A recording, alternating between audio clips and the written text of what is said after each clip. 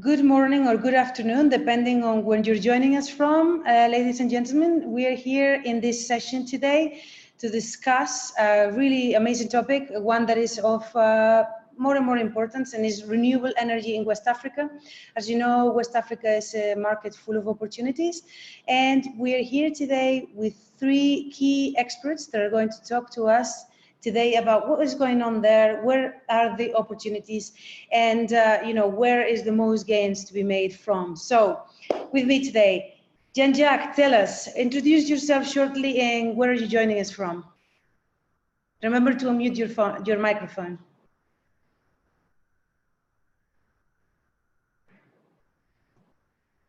We cannot hear you, Jean-Jacques. Let's try again. I'm afraid not.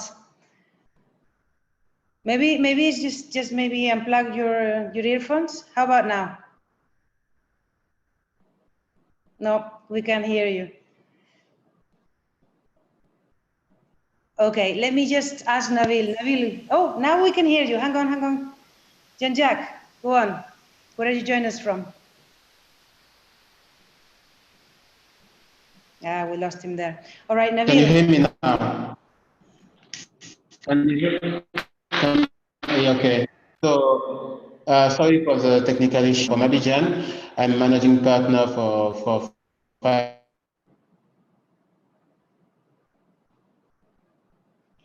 So we are definitely having some technical issues. Unfortunately, this happens. We are live. So we're going to wait and see whether we can get back Jean-Jacques. And Nabil, in the meanwhile, I know that you're still there. So can you introduce yourself and where you're joining us from, please? Hello, hi everyone. Thank you, Balan, for the introduction. My name is Nabil Saimi. I'm joining from Rabat, Morocco. I am managing director of Platinum Power Cameroon and a subsidiary of Platinum Power. I'll be happy to share today. Advisory company focused on renewable energy. Okay, we're definitely having issues of delay here with the stuff that he said before. Perhaps we can mute him for now. Excellent. Thank you very much, Nabil. You can now unmute mute the microphone. Adedoyin, can you introduce yourself and where you're joining us from, please? Good morning, good afternoon, and good evening, wherever you're joining us from. My name is Adedoyin. I'm the Executive Director of International Support Network for African Development in Nigeria, but I'm currently joining from Milan, Italy. Thank you. Thank you very much. So as you can see, we have three key experts here today, and the first one up was supposed to be Jean-Jacques. So I'm just going to make sure, Jean-Jacques, are you still here or are you still having technical issues? If you can hear us, okay, we're going to see if we can get him back on. But in the meanwhile, I would ask, actually, Nabil, if you wouldn't mind going ahead so that, we can work on the issues with would you mind sharing your screen, Nabil, and doing the first presentation? Of course. Thank you very much. So please share your screen and just let me give you a few reminders. So whilst Nabil is sharing his screen, I'll let you know that actually we are recording this session and we are going to send you a link with the presentations and also the recording so you can watch it. Also, there is a Q&A box at the bottom. You please feel free to send the questions that you have. Okay, we'll try to get them answers at the end. The way this is going to go is Nabil is going to speak, then Jean-Jacques, and then Adedoyin, and then finally we'll do the questions and answers. And also, please share where you're joining us from. It's always cool for us to know, where are people joining from. There is always a lot of countries represented, so please use the chat and tell us where you're coming from. Nabil, go ahead, start talking. Thank you. All right, thank you, Balan. Can you see my presentation? Is it online? Yes, we can. Thank you. Okay. So again, very happy to be with you today and share some of our thoughts related to renewable development in West Africa. Given the limited time and I'm sure the diversity of participants, we choose to share with you, and I think the spirit is to be very interactive, and I'll be happy to answer any question later on. But just to, as a support of this presentation, just would like to share a brief summary of renewable project developments not focusing on any specific technology. Why we at Platinum Power believe in very optimistic about development in West Africa. And of course, I'm sharing my contacts if anyone would like to contact me later on and to keep ongoing discussions. So I'll move on if there is no question. I just want to set up the ground and make sure that we are in line with everyone. So just given that I don't know the background of the participant, I just want to make sure that when we talk about renewable projects, actually we mean different type of, we have different type of projects. We have large scale utility projects. That's a perfect example of project that Platinum Power is addressing in North, West, and Central Africa. There is more and more isolated mini-grid projects. And also we have many off-grid projects. I think it's important to distinguish between those categories because each one has its own impetus questions, pro and cons, and especially in West Africa. We are addressing for each of the projects, as you probably know, we are addressing different kind of client or customers. When we address large scale, we are mainly discussing with governments or government-backed utilities. We have also other type of project when we are in mini grids or off-grid project. We could discuss with have a customer directly industrials or mining companies, for example, that are large. There is a large demand for such projects currently in Africa. We have also commercial customers, but we have, in terms of off-grid project, we have a lot of residential residential customers, and I wanted to distinguish between urban residential and rural residential, which has in completely two different kind of customers. It's, I think, also important to remind that given of the typology of the customers, you'll have different type of what econometric calls the utility functions. So everyone has a different function to optimize or to solve. In terms, we can distinguish between public service issues. Basically, those are problems like that we are trying to solve with the government and government-backed utilities. We have also access to reliability and quality of power that are those usually main issues from industrials, commercial, and mining, for example. They might have already access to power, but might not be of the quality. It has an impact on their industrial tools. So we work with them to improve the quality of the power. And also purely for residential, for example, basically everyone is interested in cost reduction. So we, especially in some kind of project, we are purely in a cost model. So dependence on the type of project, the type of clients, and type of issue we're looking to solve, we will find the optimal solution. But I just want to I want to present a brief summary of what it takes to build a bankable renewable project. And some issues will be, this is very general, but I think some areas will be very specific for West Africa, will be very key, like grid access, grid reliability, those issues that we know that's could be problematic in West Africa. So I think as any project business opportunity, we start with business development to initially identify the project, identification, origination of projects, which includes initial due diligence. It should not be like a deep due diligence, but at least to make sure that we are in compliance with the project that we're looking to develop are first and foremost in compliance with our internal vision as a company, the mission and business objective in terms of commercial development and ethics. Also, ethics is important for us as a large-scale utility developer. To analyze the institutional, legal, and regulatory framework. Sometimes we are motivated to develop a project, but we end up in a situation in a no-go situation because there is no institutional framework like to develop IPP project or large-scale privately developed projects. And also in terms of budgeting and risk allocation. Once we have done this initial due diligence or screening, I would say, and all the lights are green, I think we can move forward to the pre-feasibility study. We start with a site visit.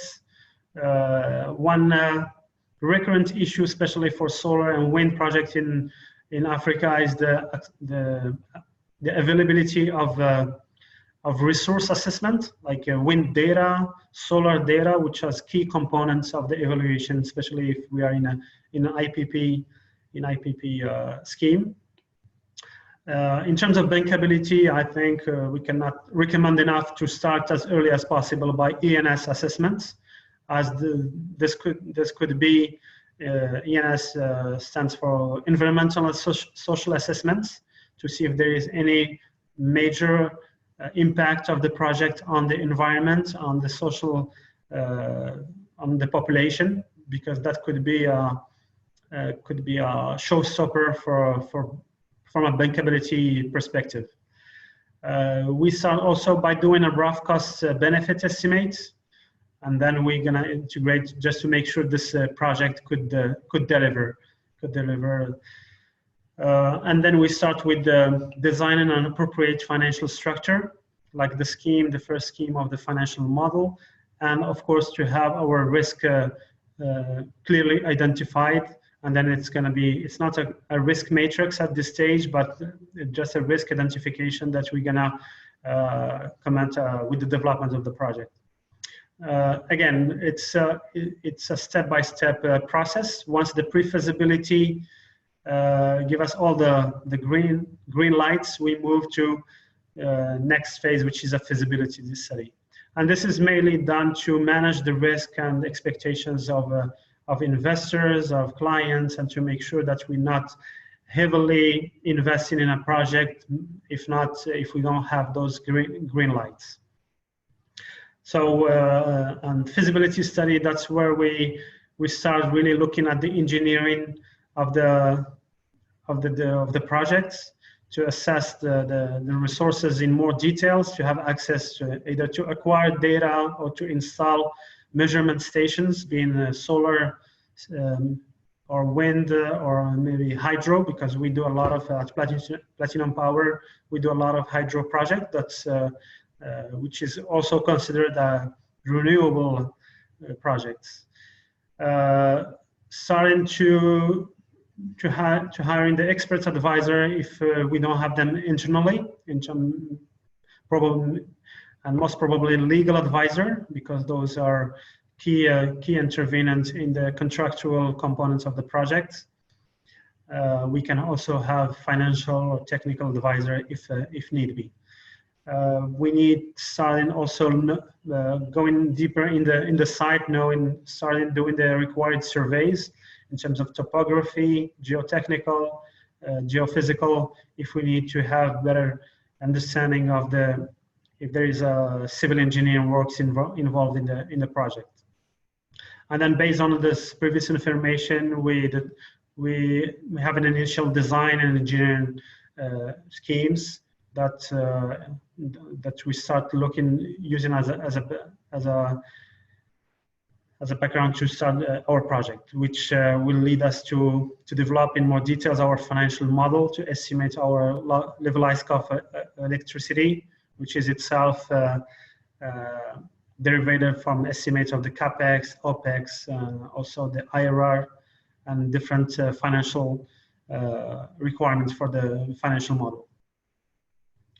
Once again, we have green lights for all those components, or at least we have confirmation from internal confirmation, or also with our stakeholders, being government, utility. So all those steps are not done independently.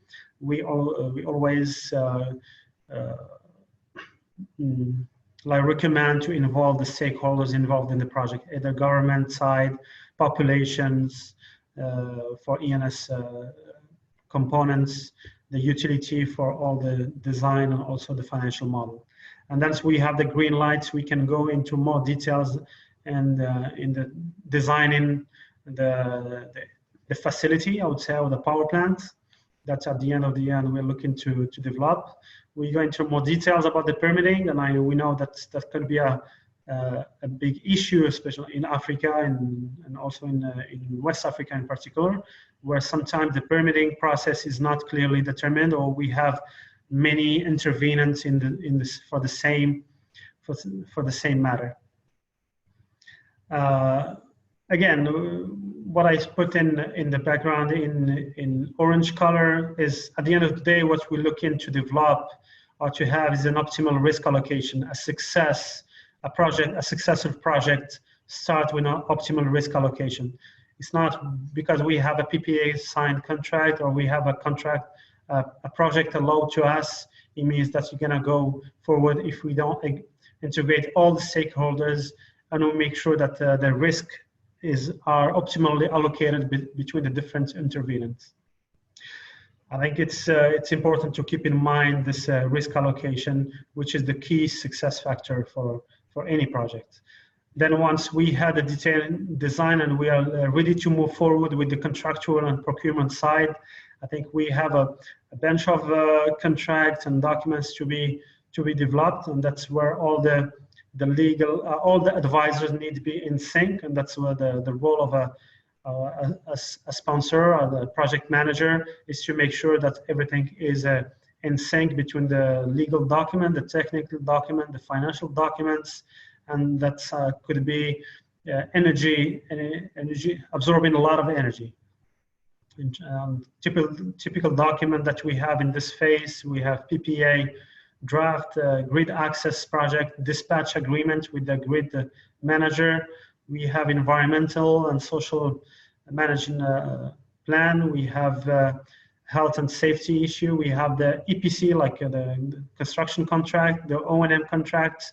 All those need to be either if there is a back-to-back or if there is they need to be in sync. So there is no room for mismatching between those documents. All the bankability of your project depends on how this set of documents are coherent, are in phase with each one of each other. So once we have those set of first contract, which will give you a clear idea about your tariff, about your IRR, you need to go with move forward with the financing component in terms of corporate structure. If it's a project, usually if it's a large scale project, we go with a special purpose vehicle, which is an independently financial vehicle. And then as a new company or as a legal structure, you need a corporate, to set the corporate structure associated with. You need the shareholders agreement, the financing documentations. If you need to involve, for the debt side, you need sometimes a risk guarantee or also a sovereign guarantee that need to be involved in the financial package. And then again, as I said, usually there is back and forth between the different steps, and depends on which level of maturity of the project is. But this is what, once all the documentation is ready, acceptable by all the lenders and the investors, and all the contractual documents are ready, that's where we have a financial close. And then reaching a financial close, that's I would say it's more than an art than a science, because it depends on the strength of your documentations, the involvement of your financial partners. But as in summary, we can just prepare like a typical structure, institutional financial structure for a large scale project. For example, as I mentioned, the heart of the legal structure is surrounded by a SPV, a special purpose vehicle, or sometimes called SPC for special purpose company. And this is the company that will be holding all the contractual engagement upstream with the investors and with the lenders that you can see on the left side. In terms of investors, we have usually different types of you have a main sponsor that is holding all the risk and holding all the development risk. That's, for some project we can see directly initiated by 2 co-sponsors, or you have co-sponsor joining, doing the going the road of the project. And sometimes some countries choose to participate or to be involved in the projects. So we imagine that the government usually is a minority shareholders in the special purpose company. In terms of downstreams, in terms of contracts, so we have main contracts, you have the EPC contracts, that's the engineering, procurement and construction contract, which could be either one lump sum contract, or it could be split in different lots, depends on the procurement strategy that we have chosen.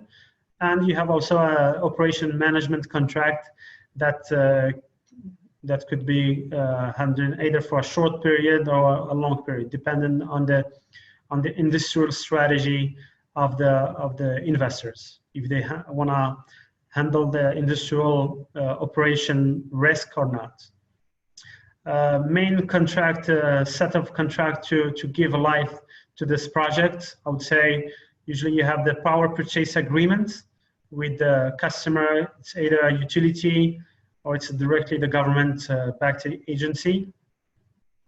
You have usually in large-scale project, there is a large involvement of grid.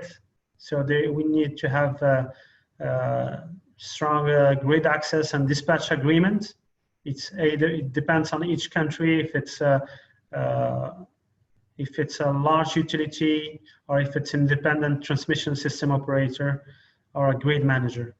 You have also, in terms of legal framework, the project is done under it's a concession that is usually allowed by the government. And regulator, depends on the countries. Not all the countries have a regulator. It's either independent regulator or it's also indirectly associated to the government. To get back to the lending side, because usually this is represent a good chunk of the financing needs to finance the project. You have debt providers that typically involved in West Africa and Africa in general, like development financial institutions. I named the World Bank, African Development Bank, European Development Bank, KfW, French Development Agency, Netherlands FMO, and so on. You have also credit agency, export credit agency.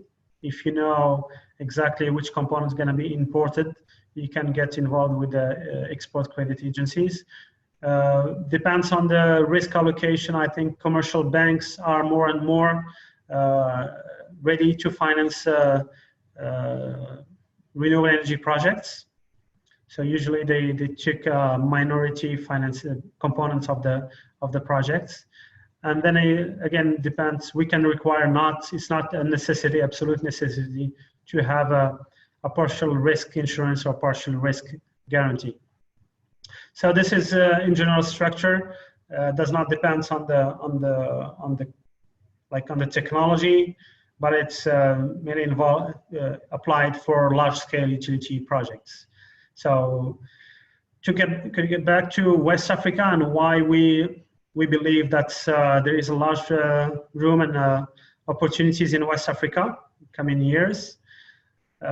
In terms of, I think from our experience and modest experience, I think the main driver for development in any country beyond the involvement of investors, first and foremost, is the political will. And I think we see that it's more and more political will from the highest level of the government, because without this political will, we cannot develop the projects.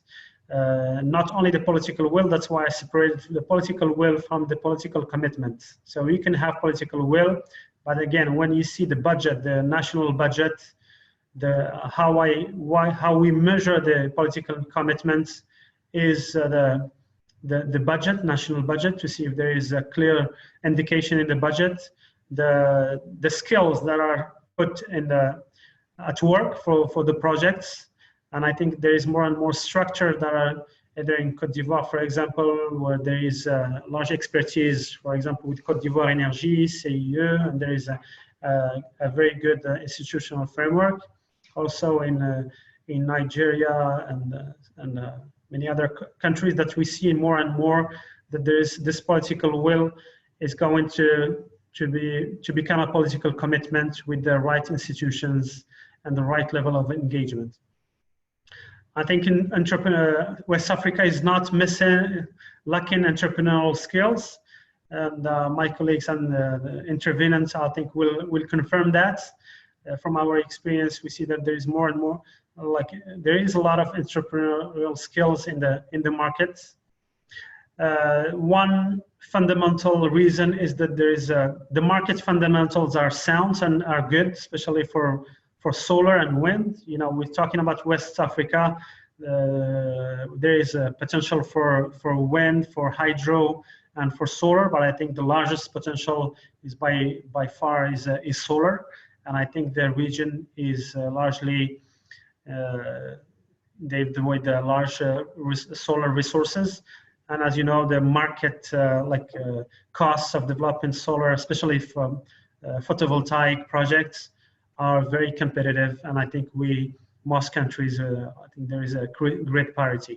Now, if we need to have more than energy, say we need capacity, so we need to have maybe storage capacity. I think storage technology are becoming more and more mature, and I think there is more market choices. But again, depends on the needs of the customers. For each of the countries, I think without going into specific countries, I think there is a more and more social transformation where there is a high pressure from population to get access to energy. And then, so this is driving the political commitment also in somehow. I think there is a long undefeatable support and commitment from international financial institutions. We see that with, for example, without, so maybe one of participants is from IFC or from World Bank in general, but I think World Bank and African Development Bank and all the DFIs are largely involved in the development of the renewable energy project in West Africa. And as I mentioned earlier, there is more and more local financing know-how, because we experienced that before. If not 100% of the project, they were only financed by DFIs. But I think more and more we can see that the local bank or local branches of international banks have the expertise or have the willingness also to get involved in the financing as a commercial financing of the project. So nevertheless, I think all those opportunities give us good hope for large development of renewable projects in West Africa. Nevertheless, I would like to mention some challenges that are remaining. And I think most of them are related to local content, local industrial know-how. I think as a project developer, I think sometimes we face in the lack of even if we would like to outsource some of the industrial works, where we find out ourselves in a lack of industrial basis. Local O&M for also, as an African, myself African, I would like to see not only project being developed and constructed, but also being managed and run by African and local capacity. I think there is a large room for capacity building and training, which as I mentioned earlier, it's some of the challenges that we might be facing is, without going in a specific country, I think permitting, fiscality, and logistics. Those, I think the country themselves need to address those issues, because they only add a risk. And as you know, as a developer or investor, once you don't have a clear visibility on your permitting, on your fiscality, and logistic costs of logistics, you just add a risk premium and just make your project costing higher. And I think most participants have already seen this picture in different conferences. I just want to remind ourselves that we still have a large way to go to make Africa empowered again and having its share in the development in this world. And also, as a background information, just to remind that this is the typical structure of production in Africa by country. And if you take the sum up of all this production, we have about a little bit than 670 terawatt a year, which is just around the consumption of a country like Germany. So the 54 countries in Africa are consuming a little bit less than Germany. So just to give you a way, the expansion needs for the market. So without going back in some known statistics in terms of electrifications, that's almost 600 million people in Africa are lacking access to electricity. But I think that we can be optimistic for a region like West Africa, given the recent developments of the technology. So again, I need you to finish, Nabil. That was a little bit more than 8 minutes already. So just giving you a few seconds to finish now. This is a nice slide. Actually, that was my last slide. I just want to thank you again. So this is my contact information. If anyone need to contact me later on, I'll be happy to answer any question later on. Thank you. Thank you very much. Sorry to have to interrupt you. It's just we've gone over time a little bit, and I've just been contacted by Adedoye Jean-Jacques, FYI, that he is going to have noise in the office later, so if he can present next. He has promised it's only going to be 8 minutes. So if you don't mind, Jean-Jacques, I'm just going to have Adedoye next, and then I'll have you last. Adedoye, can you please share your screen and then your presentation? I'm going to hold you to the 8 minutes just to make sure that also Jean-Jacques gets a chance. Thank you. Right. And you know, someone's mentioned here whether you guys are going to talk about a specific projects. So if you do have any specific projects, please can you talk about them? Thank you. Thank you. I saw it. Thank you. Can you see my screen now? Yeah, great. Good morning, good afternoon, good evening to everyone, wherever you're joining us from. Adedoye is my name once again. Basically, I mean, just following up from what Nabil said, there are a lot of potentials in terms of renewable energy resources in Africa, particularly West Africa. I'll be focusing my presentation on, Nigeria. And I mean, probably as a background, you would like to have the information about the population, talking about the market. Nigeria has about 195,000 people, 195 million people. And the Energy Commission of Nigeria put the energy need of Nigeria to be around 31,000 megawatt in 2015. Yet all our installed capacity from all sources, gas and hydro, all of that, was at the top. I mean, the maximum was altogether they came up to 12,000. The available capacity is 7,000 megawatt, and what goes onto the grid is 5,000. So comparing 31,000 megawatt need as of 2015, because by now it should have increased, but we don't have the available data. Now, comparing 31,000 with 5,000, that tells you that there is a huge energy gap that needs to be filled. And the government and all other stakeholders, including the government partners, have been trying to sort this out. But so you understand this, because when we say megawatt, let's put it in plain terms that a layman will understand. This means that electricity access in Nigeria is 54%. That's on national level. At the rural community, only 28% have access to electricity. What does this mean? In rural Nigeria, 73 million people do not have access to electricity. In urban centers, we have 17 million people that do not have access at all. And access is different from reliability. Because, of all those people that have access to electricity, what percentage of them, how well do they enjoy this electricity? Studies show that averagely, of course, there are places that have more and some have less, but averagely, most people enjoy electricity for 6 hours a day.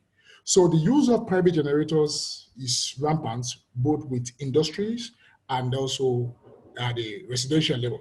And of course, because of the huge cost, no matter what we say, one of the things that people talk about in terms of adoption of renewable technology is the fact that the high installation costs. yes, the high installation cost is there, but the cost that the people expend on private generators is more than the cost they will expend on renewable energy systems. I will go specific about some of the one or two technologies soon. And of course, when you come to urban center, there's always noise. It's still like Lagos in Nigeria, because even in the evening, because everybody is putting on generator, because there's no light. Of course, there's also the climate change issues. So I'm just trying to interpret what the energy gap means. Now, but despite all this huge energy gap, we have a lot of resources, a lot of renewable energy resources. Talking about solar, look at the map. There's almost no state that doesn't have one or two resources that can be exploited even in terms of renewable energy systems. Beyond this, if you look at, let me give specific look at the River State here, it doesn't show any potential for solar, because you don't see the yellow, because the yellow mark shows solar. And I tell you, the first major project that became very popular, mini grid projects in Nigeria, came from this state, and it's still running till date. So that shows that even what you have here on the map is not even as comprehensive enough. There are a number of other resources. And for large hydro, we have potential for, I'm going to show later in a slide, about 11,000 megawatt of large hydro potential that have not been exploited. And also, some have been exploited, but I'll give a figure. Then small hydro up to 7,334 megawatt. So, and all this together running close to about 13,000. All the total installed capacity of hydro power project in Nigeria is still less than 2,000. We have wind in some specific areas, but we also have biomass. But solar energy, I will agree with Nabil on this, that solar energy represents the highest potential in terms of renewable energy potential in Africa. Now, talking about the political will, I like the point they mentioned about political will and political commitment. I love that. Now, but talking about the political will, I want to look at this and I'll point to some figures. Now, as of the Nigeria plan to have, in the short term, everywhere you see short term here, it ends 2015. It was between 2013 and 2015. And Nigerian plan to have altogether 600 megawatt of solar electricity alone. Solar power, solar installation alone, including solar thermal and solar, you see here, solar thermal supposed to be 300, and solar PV into various applications. Sorry, I need to, okay. So now, but all together, so by 2015, this is 2018, we're supposed to have 600 megawatt. All together till now, all that we have, as of 2015, is 28 megawatt. That's the most optimistic. Estimation. Now, but if you look around the country, all around you can see this in the Renewable Energy Master Plan. So I'm having a little challenge with my screen. Okay, I think I can move it around now. I'm sorry about this. Okay. Yeah, there is also the medium term, which is to 2020 and 2030. That's the long term. But when you look at this, in almost all the states of the country, sorry, I think there is a little challenge in my screen. Almost all the states of the country, about 60% of the states in the country have less than 50% electrification rates. Almost all the states, you can look at some of them. So, the red is about the estimated, and the blue one talk about the statistics that was taken, raw data, which are very close. So, and I must tell you, like I said before, solar energy potential is very huge and it works everywhere in the country. And that's why the Nigerian government and other stakeholders are in the country, including GIZ, USAID, are really supporting solar energy uptake. And looking at all of these figures together, looking at the energy potential, the energy resources, and the huge gap, that tells you there is a huge market. And not just the market, there is effective demand. What do I mean? Not just demand that people have interest, but they are willing to pay. These studies have confirmed. I've also been involved in projects where we went to the field and interviewed people and had stories, and people are willing to pay and are capable of paying. The only thing is who is going to invest. Now, in this, I mean, like for instance, Nigeria currently, there is close to 30 sites that have been identified that has huge and bankable hydropower projects, including large hydro. For instance, there is the Mambila project that they're working on now. There is potential in Makurdi up to 60,000 megawatt, and there are as small as 30 megawatts somewhere in the southwest. So this tells us that, I mean, there is the market, there is a potential. Now, coming to solar, the way I describe solar is simply that it's more than a need, because of its plug and play kind of technology, is quite easy to adopt. It's one of the fastest way of reaching the mostly unreached people and underserved. So if you look at this map, where you see green, what the government did, this is a document, this is a chart from the government, shows that yes, government will be making an effort to extend the grid, but in the short term, there are places, there is no way they can cover some places with the economics and the geography. So they have identified some spots where the fastest and the most bankable way of getting across to them, reaching them with electricity, is by mini grid.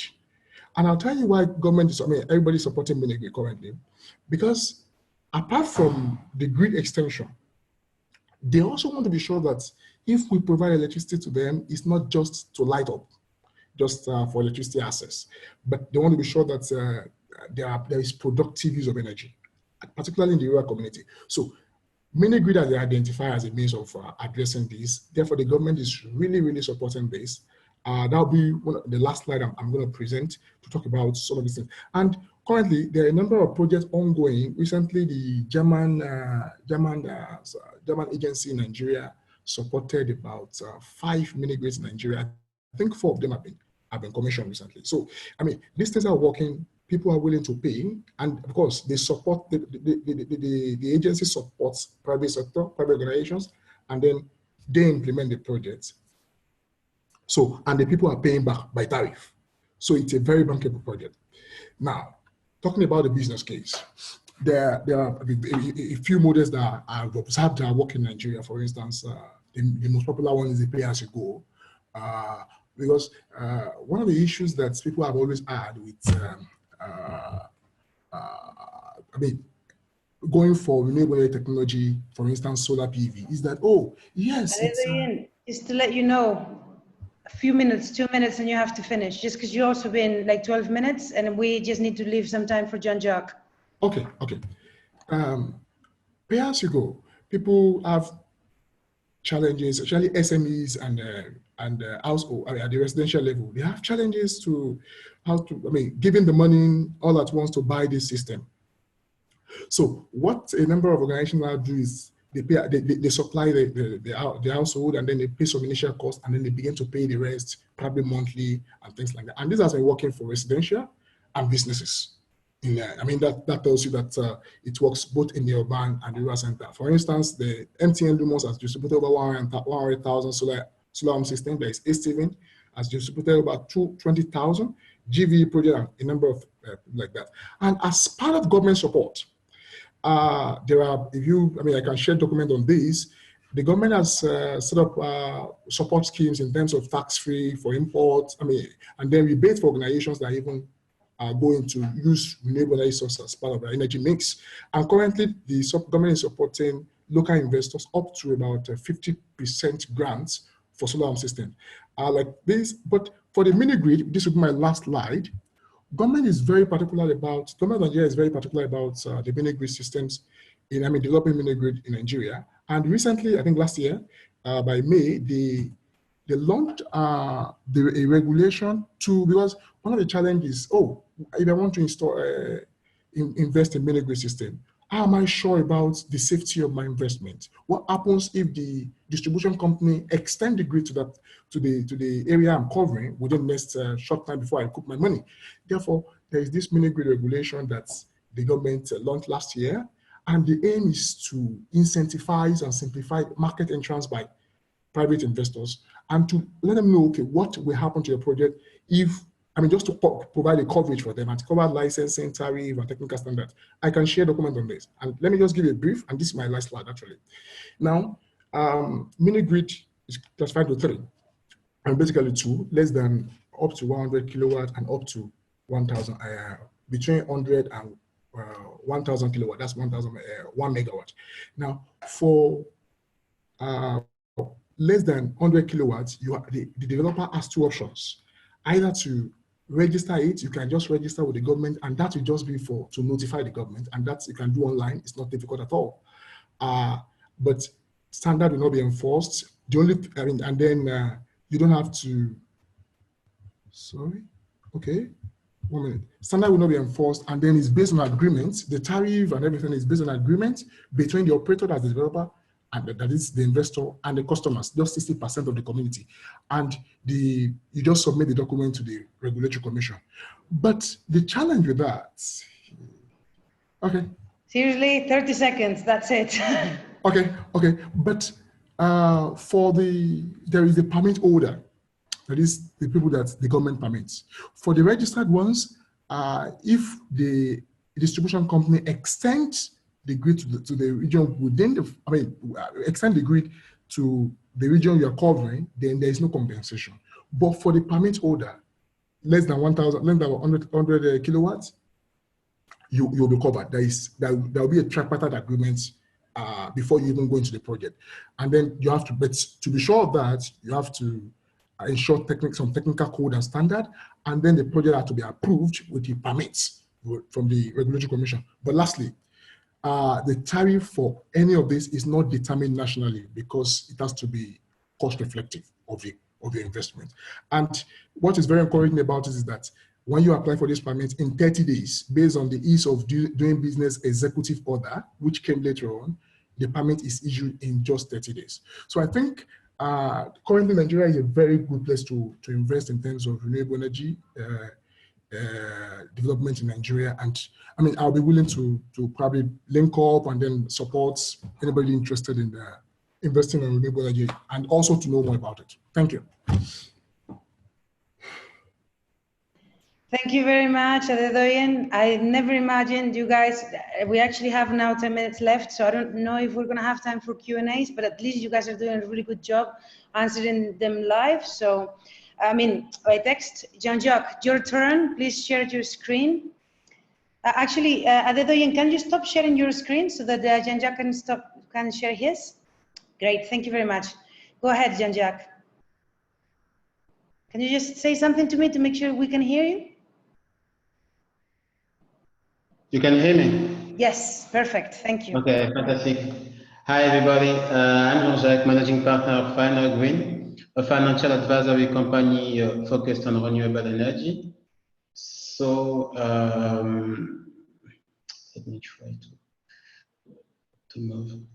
Okay, so as I was saying, Final Green is a financial advisory company focused on renewable energy. We have 5 offices across the world in doing that business only on renewable energy, any kind of technology, solar, biomass, hydro, wind, and any project related to energy transition.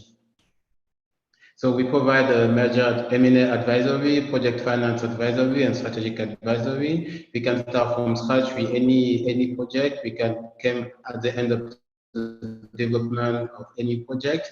I think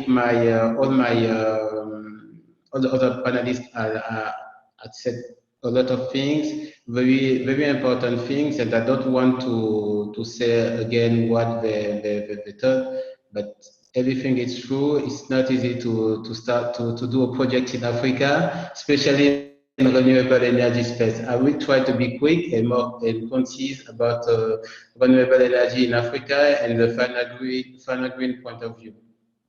So we are advising a couple of projects, and so I don't want to talk a lot about that.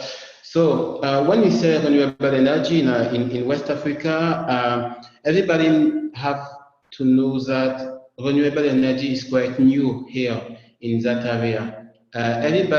I think everything starts after the COP21 in Paris, where the government, African government, took some engagement to increase the energy mix. That means maybe putting some incentive on the renewable energy space and maybe attract international developer, investor in the renewable energy space. So things, as Nabil was saying, things are moving in the right path, but it's taking some time, you know. And when we talk about West Africa, we talk about 18 countries overall, and saying that it's 18 different countries with different renewable energy opportunities. For some countries, we will have more PV projects. For other one, we will have more hydro. For some other, you will have more off-grid opportunities, depending of the country, of the maturity of the country, of the legislation, of the grid, capabilities. You will have different opportunity in West Africa. Adedoyin was talking about Nigeria. We talk about a country of 180 million people with different characteristics and a different kind of opportunity. Any project in Nigeria is very huge, and a huge project in Nigeria, it's a huge project for Senegal. So we have to keep that in mind. So if we focus PV market in West Africa, I think about the hydro power projects that is quite normal in West Africa. PV is quite new, and some countries benefit from very good natural resources in terms of maybe sun exposition. And I mean Senegal, Burkina Faso, Mali, you know, and other countries are trying to going fast on the PV market. The most advanced is Senegal, where you have a lot of projects, about four project commission, and I think you will have 4 or 6 other one on construction commission this year. And it's one of the more advanced countries, and you have some projects in Burkina Faso as well. One will be commissioned. I've been commissioned last month, and you have some projects in Mali as well, because it's a country maybe with a good potential for solar PV. If you want to do, for instance, hydro projects in that country, it might be challenging, maybe to find a bankable project. In terms of development, project development, I think the way the market was working in West Africa is changing now, because more and more government countries are launching a kind of tender process. Because before that, it was a kind of direct agreement between the developers and the state. But now we are working more on the tender process. I mean, the IFC program scaling solar. You have a government like Ivory Coast or Burkina Faso who launch their own tender process. It's quite competitive. It's quite benefit for the government and for the developer as well. And but as Nabil was saying, it remains a lot of challenges. Land tenure, PPA tariff negotiation, the quality of the off-takers, and the way we do project financing in West Africa. As I was saying, there is a couple of projects that have been commissioned in the PV market in West Africa. You can see we have 3 in Senegal. I think you have a 4 in Senegal now, and you have 1 in Burkina Faso. And this is the kind of utility scale projects connected to the grid. But you have a lot of projects in development ongoing. Saying that, as I was saying, the trend is more on about doing a kind of tender process in all countries. In Ivory Coast, you can see the PV project will become soon, Burkina Faso, Mali, and Senegal as well. And the PV market is growing fast in that country, but not in other countries, because you could have some challenges regarding the grid capability, maybe to inject the solar project. But apart that, you can do other kind of renewable energy. For instance, in Ivory Coast, the country is well mature in terms of hydro projects and biomass projects, where you have a lot of developers. In Guinea, you have a good hydro potential, less solar but more hydro. In Nigeria, you have both. You have a lot of upgrade opportunities, because it doesn't make sense to do only maybe project connected to the grid. And when I say that the market is quite bullish. We all know that West Africa needs energy, and we need to keep in mind that there is some barrier, but there are some market trends, and it remains some barrier in terms of market trends. As most of the grid in many countries are very overloaded, I think the trend now is to develop off-grid rural electrification projects with the pay-as-you-go solution, the mini-grid. There is a lot of opportunity for C&I, commercial and industrial projects. The one maybe building a project for mining or commercial center directly or something like that. There is a lot of huge opportunity of that. And the main barrier is that, as I was saying, the market is not mature, and the project finance in West Africa is quite new, and we need to increase the local banking capability and government capabilities. And financing remains difficult, and we need to work mainly on those aspects in order to get maybe to go more faster in the renewable energy market in West Africa. Thank you very much, Jean-Jacques. Unfortunately, it is now 1 minute to o'clock, so we don't actually have the time to get through any of the questions and answers, which is a real shame, but this is sort of the way it works sometimes when we're live. I'd like to thank you very much, each of the speakers. Thank you very much, Nabil, for your time. Thank you very much, Adedoyin and Jean-Jacques, for sharing your presentations. For the guys that are out there in the audience, please feel free. All three speakers have given their email address. If you have any questions or anything extra, if you'd like to contact them. If you need an introduction, let us know. We'll be happy to introduce you. And so we're holding this on West Africa today, and we're holding one on East Africa tomorrow. If you're interested in that, then join us. Thank you very much, and we look forward to the next option. Thank you. See you soon. Bye.